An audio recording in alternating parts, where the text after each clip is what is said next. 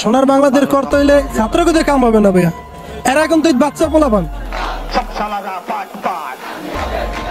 কফির আড্ডার লোককে নিয়ে যদি একটা গভর্নমেন্ট গঠন করতে চায়, 24 জনের মধ্যে 4 জন ব্যক্তি পাবেন যে যাদের গত 1.5 দশকের লড়াই সংগ্রামে আমাদের মতো ডেডিকেশন কিংবা অবদান ছিল। যদি আওয়ামী লীগের দোষরের বিচার করতে হয়, আগে হাসনাত এবং সার্জিসের বিচার করে নিরপেক্ষতা প্রমাণ করতে হবে আমাদের সামনে। অবৈধ সরকার এখন জনগণের কথা তারা বুঝে গেছে যে এই জনগণ আর তাদেরকে দেখতে চায় না।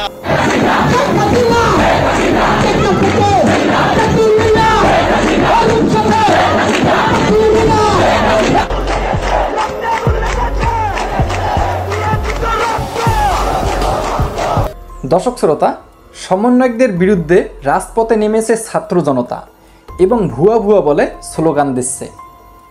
ইতিমধ্যে আপনারা দেখতে পারবেন সমন্বয়কদের যে একটু অবস্থা তৈরি হয়েছে খুবই ভয়াবহ। সকল জনতা বলতেছেন এবং কিছু সংখ্যক নেতারা বলতেছেন সমন্বয়কদের ক্ষমতা কমিয়ে এসেছে। আর এই ক্ষমতা কমিয়ে আসার কারণে ইতিমধ্যে সকলেই ফেসবুক প্রোফাইল লাল করতেছে। আর ফেসবুক প্রোফাইল লাল করার একটি কারণ, সেটি হচ্ছে সরকারের পতন। তার মানে এটা বোঝা যাচ্ছে সমন্বয়করা ডক্টর ইউনূসের পদত্যাগ চায়। তবে কি এটা সম্ভব হবে? ইতিমধ্যে এই সমন্বয়ক নামটি একটি বিষাক্ত একটি নাম, যে শোনে সেই রেগে যায়। ইতিমধ্যে এই সমন্বয়কদেরকে কেউ আর দেখতে চায় না। সকলেই মনে করতেছে এই সমন্বয়করা টাকা লুটপাটকারী এবং চাঁদাবাজ। সম্মানিত দর্শক শ্রোতা, ভিডিওটা খুবই ইম্পর্টেন্ট একটি ভিডিও। এই ভিডিওতে বিশেষ কিছু রহস্য জানতে পারবেন, তাই ভিডিওটা না টেনে শেষ পর্যন্ত দেখতে থাকুন। দর্শক শ্রোতা, এই বিষয়ে বিশেষ কিছু বক্তব্য রয়েছে, যে বিশেষ বক্তব্যগুলো শুনলে আপনারা বিস্তারিত জানতে পারবেন। তাহলে চলুন সেই বিশেষ বক্তব্যগুলো আগে দেখে আসি। চ্যানেলে নতুন হলে অবশ্যই চ্যানেলটি সাবস্ক্রাইব করে নেবেন। কথায় আছে, লেবু বেশি চিপলে তিতা হয়ে যায়, আর অতিরঞ্জিত কোনো কিছুতে ঝামেলা পাকায়। বৈষম্য বিরোধী ছাত্র আন্দোলনের নেতাদের আজকের যে বিভাজন, বিভিন্ন ইস্যুতে আলাদা অবস্থান, সকল কিছুর মূলে হচ্ছে সমন্বয়কদের সমন্বয়হীনতা। আমার কাছে এটাই মনে হয়েছে। নয়তো এই যে আত্মত্যাগ, এত ত্যাগ তিতিক্ষা, সকল কিছুর পরে নানান কারণে তাদের মধ্যে বিভাজন তৈরি হয়ে গেছে। আর আজকে যেই ঘোষণা তারা দিয়েছে, এই ঘোষণা থেকে আমি জানি না মানে সামনে আসলে কি অপেক্ষা করছে বাংলাদেশের জন্য। তবে বৈষম্য বিরোধী ছাত্র আন্দোলনের নেতারা মনে করছেন যে না, এই মুহূর্তে এই সিদ্ধান্তটা জরুরি। দেশের চলমান পরিস্থিতি পর্যালোচনা, আসন্ন কর্মসূচির রূপরেখা নির্ধারণ এবং কেন্দ্রীয় ও স্থানীয় সংগঠকদের মধ্যে সমন্বয় বৃদ্ধির লক্ষ্যে কেন্দ্রীয় সমন্বয়কদের নিয়ে সভা ডেকেছে বৈষম্য বিরোধী ছাত্র আন্দোলন। এটা পলিটিক্যাল মুভমেন্টের মতনই সারা বাংলাদেশে আওয়ামী লীগ যেমন সভা করে, বিএনপি যেমন সভা করে, জামাত ইসলাম যেমন সভা করে, আজকে বৈষম্য বিরোধী ছাত্র আন্দোলনের সারা বাংলাদেশে ছড়িয়ে থাকা সম্ভবত যারা কেন্দ্রীয় সমন্বয়ক আছেন তাদেরকে নিয়ে বিশেষ এই জরুরি বৈঠক। বিকাল 3:30টায় সংগঠনটির কেন্দ্রীয় কার্যালয়ে আপনার এই সভা অনুষ্ঠিত হবে। এটার মেইন কারণ হচ্ছে উত্তরবঙ্গ থেকে যে উত্তরবঙ্গ ব্লকেট কর্মসূচি আসছে, জগন্নাথের পোলাপাইন যেমন বলতেছে সব সালারা বাটপার, আর্মি হবে ঠিকাদার, 7 কলেজের তারা আলাদা হয়ে গেছে, অনেক ধরনের দাবি দাওয়া তৈরি হয়ে গেছে। সকল কিছু মিলিয়ে তারা এখন যে অবস্থানে আছে, এই অবস্থানটা তাদের জন্য, বিশেষ করে যারা মূল সমন্বয়ক আছেন, আমি আবারও বলি, এই বৈষম্য বিরোধী ছাত্র আন্দোলনের ঐক্য, এটা সার্জিস এবং হাসনাত সাবেক মানে তারা একটা রাজনৈতিকভাবে তাদের একটা পরিচয় কিন্তু আছে, বা আরো 2, 4, 5 জন রাজনৈতিক দলগুলোরে ছাড় দেয়। আপনি দেখেন বিএনপি একটা নমনীয় পর্যায়ে আছে আওয়ামী লীগের জন্য, জামাত একটু ডিফারেন্ট অবস্থানে থাকলেও জাতীয় পার্টির জন্য আবার বিএনপি একটা নমনীয় পর্যায়ে আছে। তারা কিন্তু সব ঠিকঠাক আছে কম বেশি, ঠিক আছে। ক্ষমতাকে কেন্দ্র করে কেউই ক্ষমতা ছাড়তে চায় নাই। তো এখন যদি কখনো কোনো রকম মিসকমিউনিকেশনের কারণে এই পোলাপাইনগুলোর মধ্যে বিভাজন ঘটে, ও যে হাসান নাকি জানে মাসুদ বলছিল যে ভাই আমাদেরকে এমন ভাবে ধরবে, 40 বছর হোক 45 বছর হোক, এরপরে কিন্তু আমাদের বিচার করবে এই সরকার। আর সবাই তো দেশ ছেড়ে যাওয়ার সুযোগও পাবে না। আওয়ামী লীগের সবাই দেশ ছেড়ে যেতে পারতেছে, এখনো ছাত্রলীগের নেতাকর্মী কেউ দেখলে পরীক্ষা দিতে যাচ্ছে, সেখানে তারা পিটাইয়া রক্তাক্ত করা হচ্ছে, একজন আইনজীবী তারও মারা হচ্ছে, এগুলো কিন্তু ঘটতেছে। তো এগুলো বাংলাদেশে রিপিটেড হবে। অনেকেই ভাবছিল ডক্টর ইউনূসের সরকার আসার পরে হয়তো এগুলো হবে না, কিন্তু এগুলো হচ্ছে, পরিমাণ কম আর বেশি। যাই হোক, গতকালকে সংগঠনটির মুখ্য সংগঠক আব্দুল হান্নান মাসুদ স্বাক্ষরিত এক নোটিশে এই সভা আহ্বান করা হয়েছে। সভায় চলমান পরিস্থিতি পর্যালোচনা, আসন্ন কর্মসূচির রূপরেখা নির্ধারণ, কেন্দ্রীয় এবং স্থানীয় সংগঠকদের মধ্যে সমন্বয় বৃদ্ধি কিভাবে করা যায় এ নিয়ে আলোচনা হবে। টোটাল 158 জন কেন্দ্রীয় সমন্বয়ককে যথাসময়ে উপস্থিত থাকার জন্য বলা হয়েছে। ইভেন চলমান পরিস্থিতির বিষয়ে প্রাসঙ্গিক প্রস্তাব বা মতামত সঙ্গে আনা এবং নির্ধারিত সময়ে উপস্থিত থাকার জন্য বলা হয়েছে। বলা হয়েছে যে ন্যায়ের পক্ষে, বৈষম্যের বিরুদ্ধে, শিক্ষার্থীদের স্বার্থ রক্ষায় দৃঢ় প্রতিজ্ঞ আমরা। আপনাদের উপস্থিতি, অংশগ্রহণ, এখানে কল্যাণ কামনা বয়ান। উত্তরবঙ্গ 4টা বিভাগ আলাদা হয়ে গেছে এই মুহূর্তে, সবাই কিন্তু একটাই অবস্থান নিয়ে নিছে। তো এটাতে কার কি হচ্ছে? মেইনলি বৈষম্য বিরোধী ছাত্র আন্দোলন বিভাজিত হচ্ছে।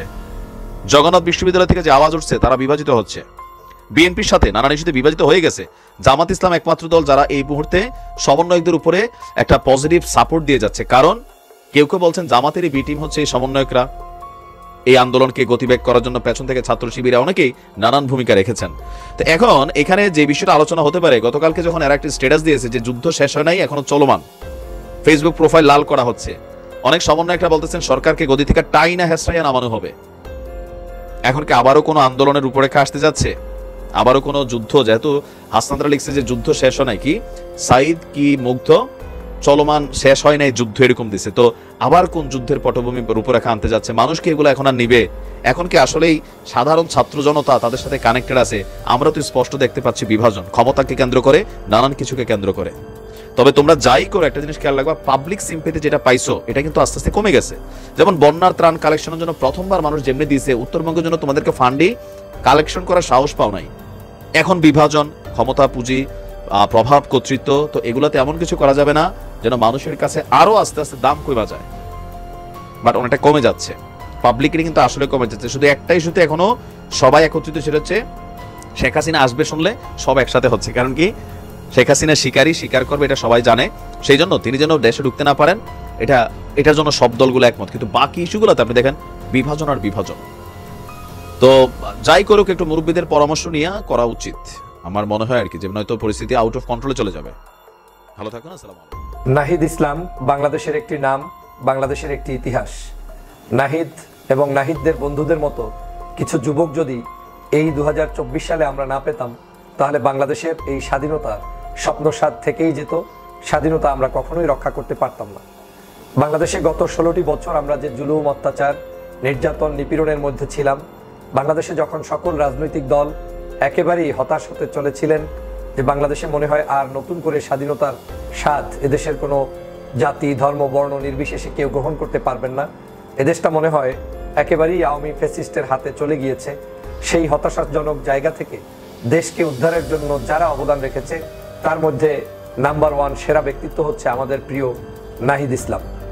নাহিদ ইসলামরা যে জুলুম, অত্যাচার সহ্য করেছে, যেই সময় আরাম আয়েশে জীবনযাপন করতে পারতেন, যেই সময়টাতে পরিবার নিয়ে ব্যস্ত থাকতে পারতেন, যেই সময় পার্সোনাল লাইফ নিয়ে গ্যাংস্টার সেজে ঘুরে বেড়াতে পারতেন, সেই সময়ে এই নাহিদ ইসলামরা বাংলাদেশের মানুষের কথা ভেবে নিজের জীবনকে মৃত্যুর কোলে ঠেলে দিয়ে তারপর 2024-এর জুলাই বিপ্লবকে সাধন করেছে এবং অ্যাচিভ করেছে। আজকের এই নাহিদ ইসলাম বাংলাদেশের প্রত্যেকটি জনগোষ্ঠীর কাছে পরিচিত এবং সুপরিচিত এবং সুন্দর একটি নাম, এবং তার নেতৃত্বে আমরা বাংলাদেশের এক দফা যে আন্দোলন, এই আন্দোলন সংগ্রাম করে ফ্যাসিস্ট শেখ হাসিনাকে বাংলাদেশ থেকে তাড়াতে পেরেছি। আজকের এই নাহিদ ইসলামকে নিয়ে বাংলাদেশের বিভিন্ন জায়গায়, বিভিন্ন মহলে বিভিন্ন ধরনের ষড়যন্ত্র করানো হচ্ছে। এর অন্যতম কারণ হচ্ছে যাতে করে নাহিদ ইসলামদের মতো মানুষকে বিতর্কিত করতে পারলেই বাকিরা যারা ষড়যন্ত্র করে সবসময়, এই ষড়যন্ত্রবাজরা যে কোনো মূল্যে প্রতিষ্ঠিত হতে পারে। বন্ধুরা আমার, আপনারা জানেন নাহিদ ইসলাম আজ এই বাংলাদেশের জন্য কি কষ্ট নেই করেছেন। যখন এই বাংলাদেশের মানুষ সব জায়গা থেকে বঞ্চিত হচ্ছে, সকল জায়গায় নিপীড়নের শিকার হচ্ছে, যখন কারো কথা কেউ শুনছে না, এবং যখন কেউ এই এক দফা দাবির উচ্চারণ মুখে আনতে পারছে না, তখন কিন্তু নাহিদ শহীদ মিনারে গিয়ে সেখানে এক দফা দাবি মুখ থেকে উচ্চারণ করে জাতির সামনে এক দিকপাল হিসেবে আবির্ভূত হয়েছিলেন। নাহিদ ইসলামকে ডিবির হারুনেরা গ্রেপ্তার করে তারপরে কি অমানসিক নির্যাতন করেছে সেটা আপনারা দেখেছেন। তাদেরকে বন্দী করে রাখা হয়েছিল, তারপরে তাদেরকে যে কোনো মূল্যে চাপ সৃষ্টি করে সরকারের পক্ষে স্টেটমেন্ট দেওয়ার জন্য বাধ্য করা হয়েছিল, কিন্তু তারা কিন্তু আমরণ অনশনে গিয়ে তাদের সকল ষড়যন্ত্র ফাঁস জনগণের কাছে পৌঁছে দিয়েছে। এই নাহিদদেরকে গুম করা হয়েছে। বিশেষ করে নাহিদের যদি শরীরের একটি অংশ দেখে থাকেন, সমগ্র বাংলাদেশের যে ছবিটি ভাইরাল হয়েছে, তার কোমর থেকে পায়ের গোড়ালি পর্যন্ত যে ছবিটা আমরা দেখেছি, সেটা কোনো মানুষের ছবির মতো নয়। মনে হচ্ছে যেন একটি মানুষের রান সম্পূর্ণ আগুনের ভিতরে পুড়িয়ে দিয়ে তারপরে উঠানো হয়েছে। এই হচ্ছে সেই নাহিদ, এই হচ্ছে সেই নাহিদ যারা আমাদের চেতনার বাতিঘর, যারা আমাদের বলিষ্ঠ কণ্ঠস্বর, যারা আমাদের জীবনকে নতুন করে উপহার দেওয়ার একটি নাম। এই নাহিদরা যদি 24-এ আবির্ভূত না হতেন, তাহলে বাংলাদেশের এই আজ যে স্বাধীনভাবে কথা বলছেন, আজ যে স্বাধীনভাবে রাজনীতি করছেন, আজ যে স্বাধীনভাবে মত প্রকাশ করছেন, আজ যে আপনি বাংলাদেশকে স্বাধীন বাংলাদেশ মনে করছেন, তার কিছুই থাকতো না। We are Nahid. আমরা নাহিদের পক্ষের, আমরা নাহিদ সহ নাহিদের অনুগামী সকল বন্ধুদের আমরা। তারা আমাদের ছোট ভাই, তারা আমাদের জন্য কাজ করেছেন, দেশের জন্য লড়াই করেছেন, দেশের মানুষের জন্য লড়াই করেছেন। এই নাহিদের সবচেয়ে বড় একটি দিক হচ্ছে নির্দ্বিধায় কথা বলা। যখন বাংলাদেশের সংবিধান নিয়ে কেউ কথা বলতে পারে না, নাহিদরা তখন সংবিধানের বিরুদ্ধে দাঁড়িয়ে, যেই সংবিধান হচ্ছে ফ্যাসিবাদী শেখ হাসিনার সংবিধান, এটাকে পরিবর্তন করে নতুন সংবিধান কিংবা সংস্কারমূলক সংবিধান দরকার, তারা নাহিদরাই করতে পেরেছে। এই নাহিদই করতে পেরেছে। এই নাহিদই আজকের বাংলাদেশে শেখ মুজিবের পারিবারিক যে ছুটি, 8টা দিবস বন্ধ করেছে, তার মধ্যে 5টি হচ্ছে শেখ হাসিনার পরিবারের ছুটি। শেখ রাসেল, শেখ কামাল, ফজিলাতুন্নেসা, শেখ মুজিব, এভাবে করে শেখ হাসিনা এদের এই জাতীয় দিবসগুলোকে বন্ধ করে দিয়েছে এই নাহিদ। এই নাহিদই প্রথম বলতে পেরেছে দাঁড়িয়ে যে বাংলাদেশে এখনো বাংলাদেশের জাতির পিতা ইস্যু সমাধান হয়নি, অর্থাৎ বাংলাদেশে কোনো জাতির পিতা নেই। এই সাহসিকতা বাংলাদেশের অনেক রাজনীতিবিদ আজ পর্যন্ত দেখাতে পারেননি, শুধু রাজনৈতিক কারণে। আমরা হয়তো অনেক সময় আওয়ামী লীগের বিরোধিতা করছি, কিন্তু আইন দিয়ে নিষিদ্ধ করা, আইনের পদে থেকে জোর গলায় বক্তব্য রাখা, সেটা কিন্তু অনেকের পক্ষে সম্ভব হয়নি। কারা করেছে? নাহিদ করেছে। নাহিদ আমার প্রাউড, নাহিদ আমাদের সম্পদ, নাহিদ আমাদের দেশের জন্য যা করেছে, কিয়ামত পর্যন্ত যদি বাংলাদেশের কোনো মানুষ এই নাহিদের আর কোনো কাজ নাও পায়, তারপরেও তাকে স্মরণ করতে হবে। কারণ ৭১-এর স্বাধীনতা যুদ্ধ আমরা করেছি, বাংলাদেশের লক্ষ লক্ষ শহীদ হয়েছে, নাহিদরা 24-এর স্বাধীনতা এনে দিয়েছে, এবং 24-এ তাদের 2000 বন্ধু শহীদ হয়েছে, 50,000-এর অধিক মানুষ হাত নেই, পা নেই, চক্ষু নেই। আমি এই নাহিদদের বিরুদ্ধে যে কোনো ধরনের ষড়যন্ত্র সজাগ দৃষ্টি রাখার জন্য দেশবাসীকে আহ্বান জানাই, বাংলাদেশের মানুষকে আহ্বান জানাই, আপনাদেরকে নাহিদদের ব্যাপারে সতর্ক থাকতে হবে। নাহিদদের ব্যাপারে একটি কুচক্রী মহল দাবি তুলে বিভিন্ন পেশার জায়গা থেকে, বিভিন্ন দাবি দেওয়ার মধ্য থেকে তাদেরকে অপমান অপদস্থ করার একটি কৌশল নিয়েছে, কিন্তু ওই জায়গায় যারা সত্যিকার দেশের জন্য লড়াই করছে তাদের দোষ না, কিন্তু কিছু মানুষকে আওয়ামী লীগ ইনপুট করে দিচ্ছে যাতে করে ছাত্র আন্দোলনকে বিতর্কিত করা যায়। এই বৈষম্য বিরোধী ছাত্র আন্দোলনকে বিতর্কিত করতে পারলে, এই ছাত্র জনতার দাবি দাওয়াকে বিতর্কিত করতে পারলেই বাংলাদেশে একটি মহল এই দেশে আওয়ামী লীগের হয়ে ষড়যন্ত্র। দর্শক শ্রোতা, আপনারা তো বক্তব্যগুলো শুনতে পারলেন। ইতিমধ্যে সকল ছাত্র জনতা বলতেছেন সমন্বয়কদের ডাকে আমরা আর সাড়া দেব না, কেননা এই সমন্বয়করা যা ইচ্ছা ঠিক তাই করতেছে, যখন যেটা করার দরকার তখন সেটাই এরা করতেছে। কেউ যদি বলে তাকে পদত্যাগ করতে হবে, তাদেরকে পদত্যাগ করতেই হবে, কেননা এই সমন্বয়করা যখনই ছাত্রদের ডাক দেয় ঠিক সেই সময় ছাত্ররা ছুটে আসে, আর এই ছাত্রদেরকে ব্যবহার করেছেন সমন্বয়করা।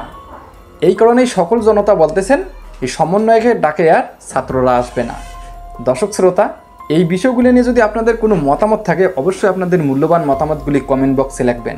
তবে এবার সকল জনতা বলতেছেন এই সমন্বয়করা শেখ হাসিনাকে পদত্যাগ করিয়েছে, এবার ডক্টর ইউনূসের পেছনে উঠে পড়ে লেগেছে, কেননা ডক্টর ইউনূস এই সমন্বয়কদেরকে ক্ষমতা দিচ্ছে না, আর এই ক্ষমতা কমিয়ে যাওয়ার কারণে এই সমন্বয়করা ফেসবুক প্রোফাইল ইতিমধ্যে লাল করেছে। লাল করার একটি কারণ সেটি হচ্ছে ডক্টর ইউনূসের পদত্যাগ চায়, কিন্তু এর মধ্যেই সকল জনতা চাচ্ছে এই সমন্বয়কদেরকে যেন নিষিদ্ধ করে দেওয়া হয়। নিষিদ্ধ করে দিলে এই সমন্বয়করা আর কোনো কথা বলতে পারবে না। দর্শক শ্রোতা, এই বিষয়গুলো নিয়ে যদি আপনাদের কোনো মতামত থাকে, অবশ্যই আপনাদের মূল্যবান মতামতগুলি কমেন্ট বক্সে লিখবেন। এরকম আপডেট ভিডিও পেতে চ্যানেলটি অবশ্যই সাবস্ক্রাইব করে নেবেন। তো ধন্যবাদ সকলকে, নেক্সট ভিডিওতে দেখা হবে। আল্লাহ হাফেজ।